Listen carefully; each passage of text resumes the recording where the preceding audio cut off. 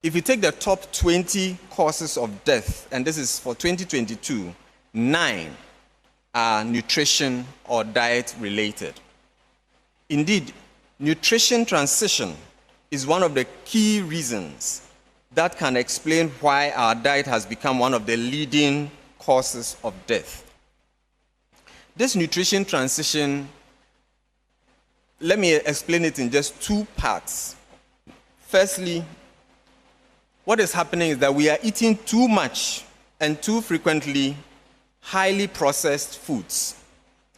And the food ingredients that we need to be limiting in our diets, particularly sugar, salt, oil. A lot of our food these days has these ingredients. It looks like these days, when in doubt, fry the food, isn't it?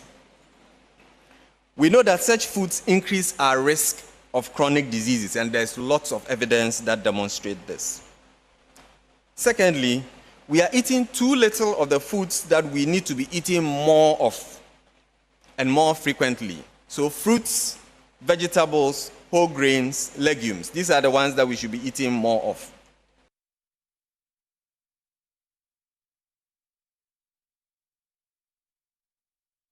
Especially for those of us who live in the global south. And here are the reasons why. Appropriate child feeding is equivalent to investing in the child's human capital. So it's more than just putting food in their mouth. This human capital translates into the ability of children to survive. We live in the part of the world where infectious disease is a major challenge, and the diet is critical to help them survive this. Also, optimal feeding enables children beyond surviving to thrive and to be productive and reach their God-given potential. Now, the evidence is quite clear. Well-fed children perform better in terms of their physical growth. They experience lower risk of infections. They have enhanced learning potential and therefore perform better in school and are set on a good track for productive adult lives and livelihoods. I had the opportunity to review a document that the UNICEF published. And this document reported that 181 million children around the world were living in what we call food poverty. This simply means that the quality of their diets were poor. In Ghana, it is sad to know that 70% of Ghanaian children were classified as food poor. Now, young children have rights like us adults. They deserve and must be accorded the right to appropriate nutrition. Another reason to optimize child feeding is the rather high penalty for not doing so. In 2016, the National Development Planning Commission published a report on the cost of hunger in Ghana. The report indicated that suboptimal nutrition of young children was associated with 1.3 million clinical episodes of illness, and this cost the nation 360 million Ghana cedis at the time. So this is money we are losing because of poor nutrition. 10% of all school repetitions was also attributed to malnutrition, and then this was costed at 15 million Ghana cedis. Now, the worst part of it is this one. In 2012, we lost almost 5 billion Ghana cedis, the equivalent of 3 billion United States dollars, which represents 6.4% of our GDP. I think, and I'm sure you would agree with me, that this is too high a penalty that we must do everything that we can to avoid paying.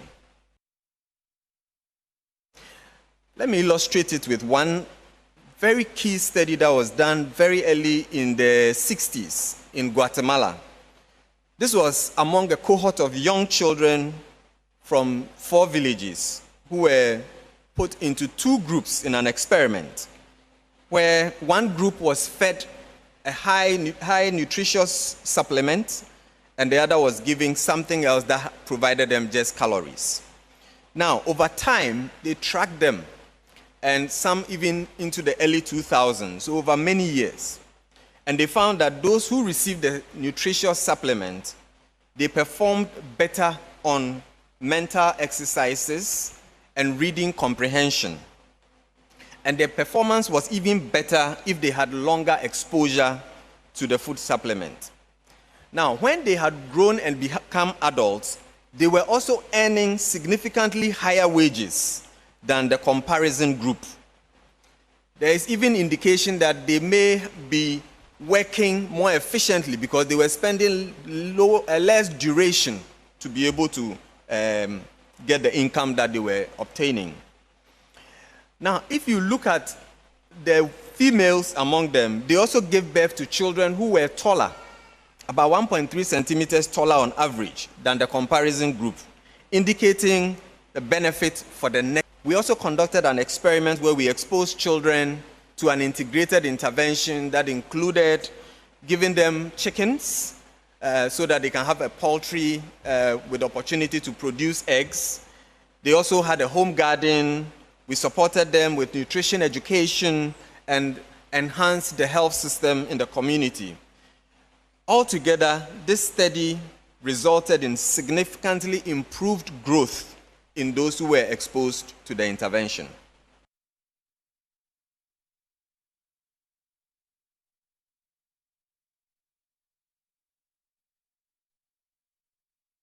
A few principles are important to mention about how we should feed our children. First, there is the need to recognize that young children are entirely dependent on their caregivers. Unlike older persons, they cannot say when they are hungry. Sometimes the way they say it is through signs, crying, and all kinds of motions and cues that they give us. And they depend on their caregivers to decipher these cues that they give us and to do it correctly and in a timely fashion. Try a child who is hungry and you don't respond in time. You would not be happy with the response. Early childhood, especially below age 2, is a time of rapid growth, faster than any other time in life apart from adolescence.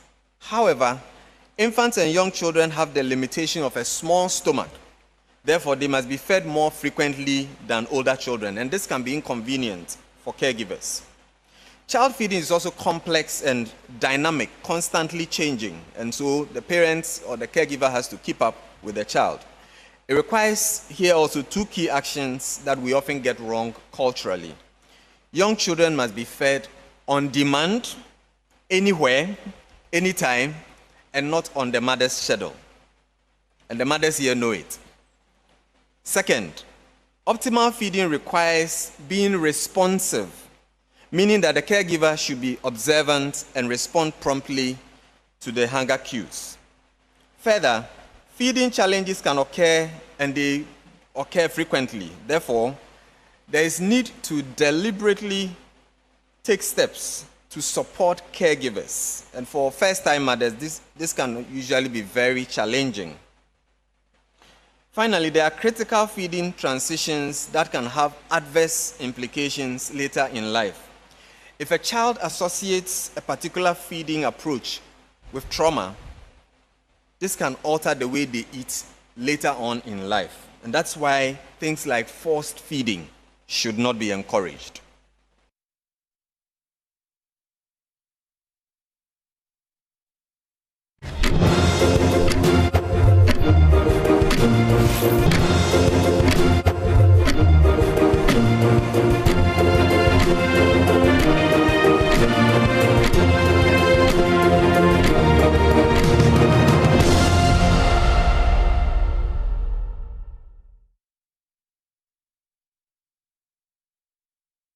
Let's discuss that. This morning, we're bringing you a conversation with Professor Richmond Ni Okan-Aryeetey, and he's head of the Department of Population, Reproductive and Family Health at the University of Ghana. And the conversation was on how important feeding is for human development, particularly for our children. And those videos that you just watched are excerpts from his inaugural lecture at the University of Ghana. Prof, it's good to have you. Welcome aboard the AM show. Thank you. I'm happy to be here. And congratulations. Thank you. For becoming a professor. Actually, I've been a professor for a while, so okay. A lot of people think it just happened. No. Well, that's the understanding of an inaugural lecture. So what happened? So when the university gives opportunity when you become a full professor, so that you can share your work. True. And also give opportunity for people to know what the university is doing. Okay. And your lecture was on child feeding for human health and development, bridging the no-do gap. I think that's a very interesting choice of topic. But let's start by telling us what inspired you to focus on child feeding in the first place. Child feeding has been my passion all my career. I've been working in the area of child feeding since 1999. Probably that makes me a grandfather. Many years ago, there was a study in Ghana and in 6 other countries. The purpose of the study was to come up with the growth charts, what we typically call the weighing cards, that everybody take their child to the weighing center. In that sackcloth makeshift hanging thing.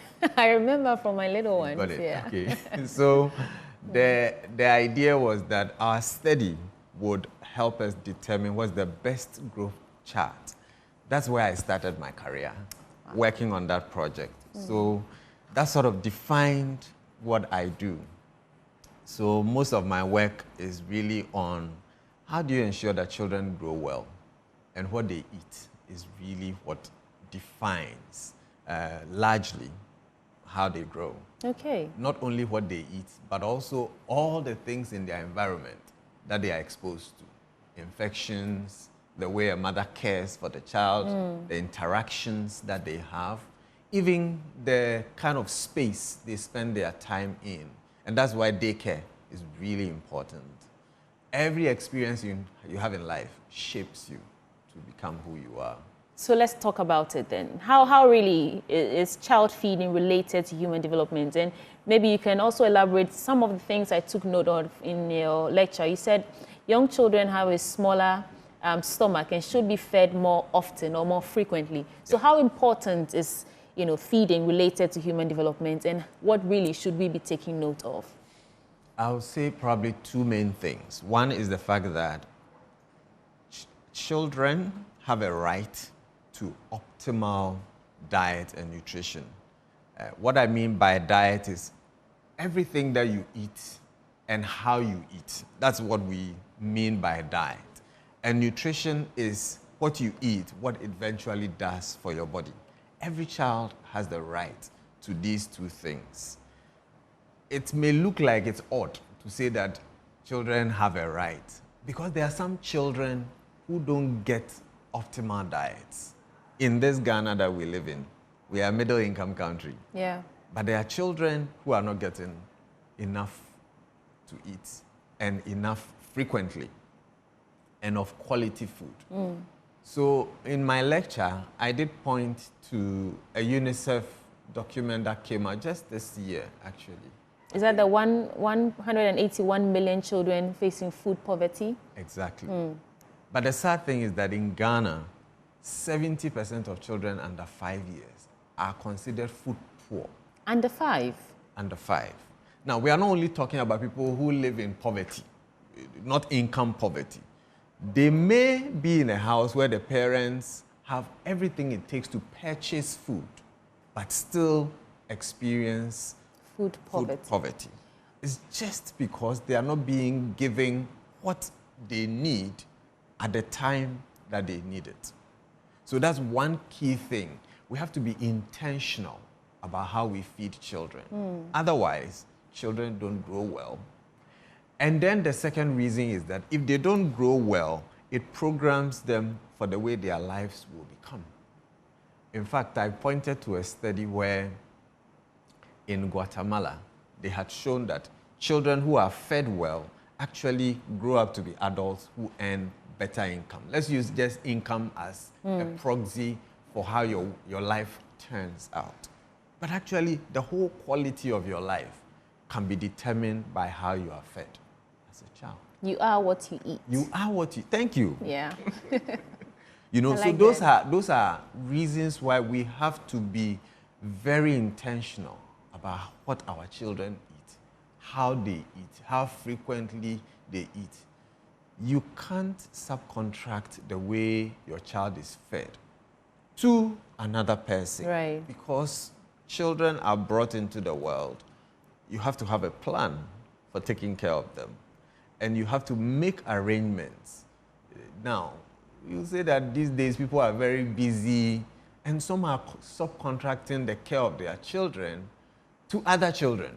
So you see another child taking care of another child. What do you think the outcome will be? Disaster.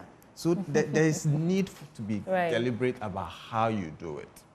But what do you see as the most pressing, what's the challenge there, really, in the feeding practices today, particularly in low and middle income societies like we see common here in Ghana? What is the challenge?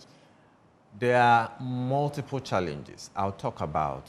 Again, let me talk about two. First, understand that there are two stages in the feeding of a child. We usually say that the first 2 years of the child's life is a window of opportunity to get it right. If you don't do it right the first 2 years, you sort of like taking away a big opportunity that the child has in building their human capital, what they are going to build, the foundation they are building their life on. Now, part of that is when we breastfeed. Breastfeeding is the foundation of the feeding. And then on top of that, you start introducing other foods. If you get breastfeeding wrong, it's going to be a big crippling effect. Now, what is it about breastfeeding? In fact, I've spent a lot of my life doing breastfeeding work than any other aspect. And you would think, why is a guy working on breastfeeding? I am passionate about breastfeeding because of its power. We know that it has a lot of opportunity that it gives to children. So breastfeeding has to be done, and it has to be done right. One of the key things to do right about breastfeeding is that when a child is born, they should be put to the breast within 1 hour. Within the first hour, you should put the child to the breast. But there are instances where the women cannot produce breast milk, and so they fall on other options to feed those children, those babies who've just come in. If you ask your grandmother or your great-grandmother, this will be shocking to them. Because that is the norm, or used to be the norm. And then as we became more modern, we are changing the way a child should be fed. The default, and I showed in my lecture also, that if you go through all of history, breastfeeding is indicated in all the literature books you would read. Breastfeeding is indicated in the Bible. Breastfeeding is indicated in the Quran. Breastfeeding is literally the way children have been fed over generations. So what's happening now? And so development and societal Because change. you can't go to war with your body if it refuses to produce, or not refuses, it's unable to produce breast milk. I'm staying on this for a bit because I know someone personally who struggled for nearly 3 months. She couldn't produce breast milk. Okay. There's a reason why. Part of the reason is that people think that breastfeeding is a walk in the park. It's not. It's like any good thing you have to invest in. How do you do it well? You want to drive. You have to learn how to drive. It's the same thing. In the past, the way it happened was that your mother or some older person who has learned how to do it will be there to show you the ropes. But these days, you are living in Accra or some big city, doing 2 jobs or whatever it is, and very busy, and then all of a sudden, you've made a baby, and you don't know how to do it. You have to be taught. And that's why the health system is there. We have shown in studies, a colleague of mine did some studies about 20 years ago, in Tema.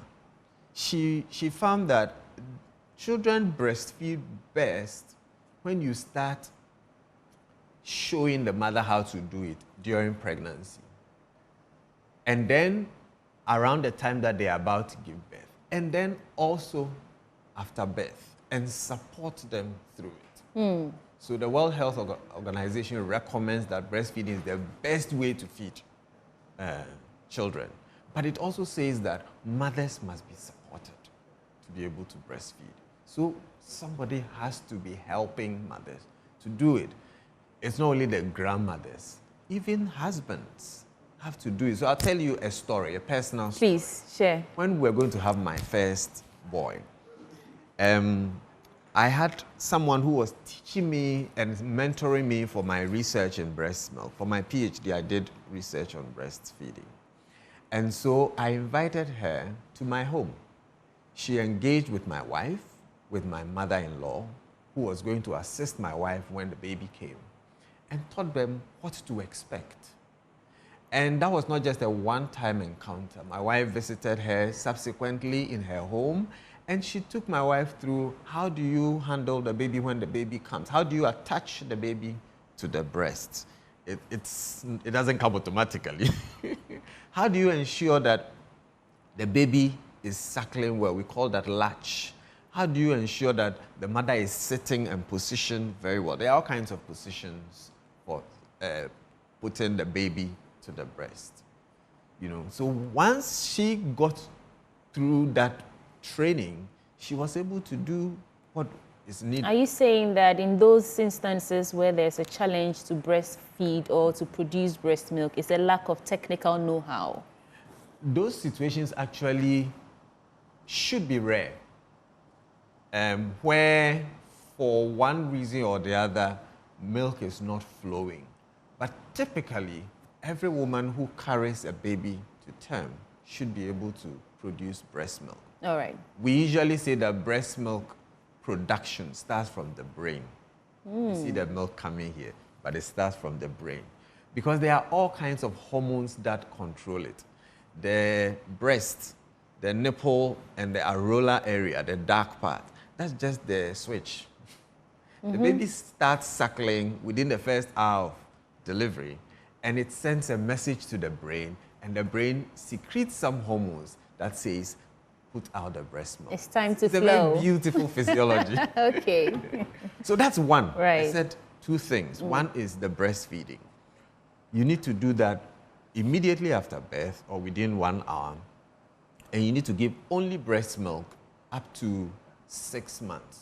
No water, no nothing, only breast milk. And it is enough to feed the child. It's difficult to convince mothers Yes. to only breastfeed their children for the first 6 months. Yes. They want to pour a drop of water in their mouth. That's cultural. Yeah. People think if you eat, you drink water.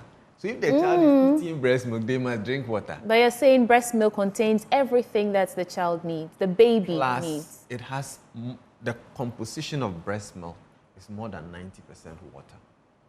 So the child is getting more water than it needs. Okay. And then when you have done from breastfeeding up to 6 months, from the 6th month onwards, you have to add what we call complementary foods. Complementary with an E, not I. Complementary because it is complementing breast milk. So you don't stop breastfeeding. You actually continue breastfeeding. We recommend up to 2 years and above.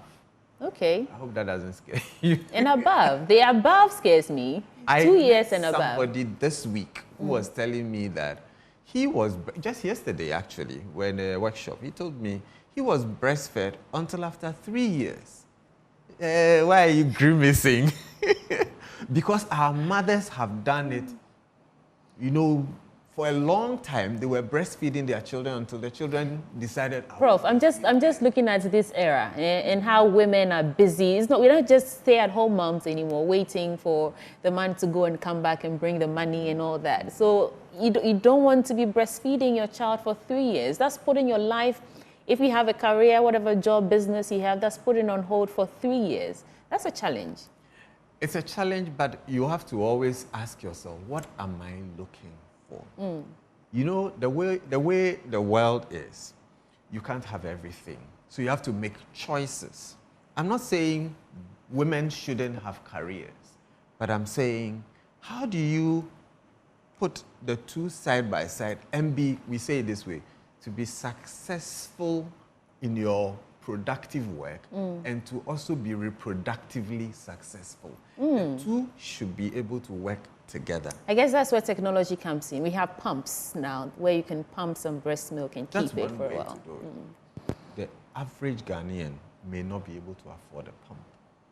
So you can hand express. The first pump for breastfeeding is your hand. It was discovered by God. And Yeah. it's actually not difficult to do. In fact, it is actually better and easier. So during my PhD, I was teaching women to express breast milk. You'd be shocked, but it's actually not very difficult. Okay. So those are some of the challenges or some of the gaps. Now, I just want you to sort of summarize the key lessons from your inaugural lecture addressing that no-do gap and what we should take out of it. One of the gaps is that we know that mothers should breastfeed, but we are not supporting them enough, and especially support in the health system. So the health system has created an intervention where when you come to the health facility, they should support you. We call it Baby-Friendly Hospitals Initiative, where right from pregnancy you are supported until you give birth. The reality is that we have only a few of our facilities that are baby-friendly. In fact, for my last check, it's only 1/3 of maternity facilities that are baby-friendly. And even the few that we have, many of them are not supporting mothers as they should. That's one of the things we need to overcome. Another thing we need to overcome is exactly what you said. Women have to go to work. Very beautiful workplace. Could you find a room where a mother who has a baby can have her baby there? And in between working, the way you are working very nicely here, and your baby is there, you can have a break, go and breastfeed your child. Somebody is there taking care of your child. Win-win situation. Many workplaces don't have that. We also want a situation where mothers can have maternity leave long enough to be able to have, I told you, breast milk comes from the brain. Yes. You relax and you are not under stress so that you can produce milk. Actually, stress stops milk from flowing. So mothers need to be relaxed and they don't have to think about work, at least for the first few months. Do you know how many months Ghana gives you? How many? It actually gives you paid maternity leave for 12 weeks, only 12 weeks. And yet it says you should exclusively breastfeed for 6 months. So there's a big gap there. And we are trying to increase that. I am happy to note that in the manifestos that have been put out, one of the parties is proposing to increase that duration to 4 months. I am excited. I'm looking forward to anything that will increase that. The other one is saying, even the one that we have, we want to make sure that it is implemented because unfortunately, although there's 12 weeks provision in the law, only 9% of mothers are being able to have access to their rights. I want you to champion that because there are so many mothers in Ghana who are working and their employers are not giving them paid maternity leave, and it is in the law. That's a travesty of our rights that we need to address. Professor Richmond Ni Okan Aryeetey, thank you for shining light on the importance of child feeding and human development. What will be your final word to our audience? My final word is that we need a whole of society approach to be able to address the way children are fed. In this day and age, it is actually a crime to be having 70% of our children not being fed well. Only about a quarter of our children are receiving what we call a minimal adequate diet. Let's think about that. That's not good enough. What about paternity leave, though? I mean, you talked about support. One of the things that will help us, meet these goals or target is support. And the husbands should be the number one, go-to for support. What do you think about better paternity? than I can say it. So what do you think about paternity leave? I think that family and parental support is important. And obviously, the father is a part of that. Right. I would support paternity leave anytime. Thank you so much for joining us. And that was Professor Richmond Ni Okan Aryeetey, just discussing further his lecture, his inaugural lecture on child feeding for human development and addressing the no-do gap. Thank you so much for joining us. Thank you for having me. Right, there's still more coming your way on the AM show. I told you about some surprises from my election headquarters. Keep watching to find out.